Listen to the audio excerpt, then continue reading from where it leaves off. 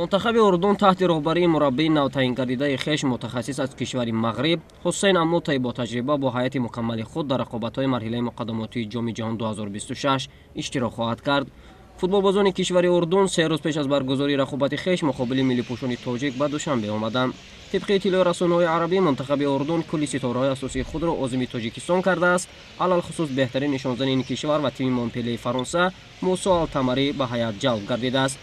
بیشتر بازیگران تیم منتخب از چمپیونات داخلی مخصوصا از باشگاه‌های الفیصلی و الوحده میباشند.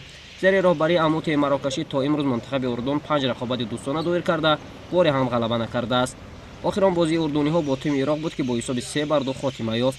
حسین اموتی همراه با ولید رگرگی متخصص نامآشنای کشور مراکش با باشگاه‌های ویداد و منتخب مراکش کار و فعالیت کرده است و جهت دستاوردهای بلند سرول در مرحله مقدماتی قهرمانی جهان این متخصص به حیث سرمربی تعیین کرده شد. در عموم 25 نفر بازیگر به دوشنبه آمدند و طبق اطلاع سامانه‌های اجتماعی فوتبال اردن هیچ کدام از بازیگران مشکلی به میدان برآمدن را ندارند.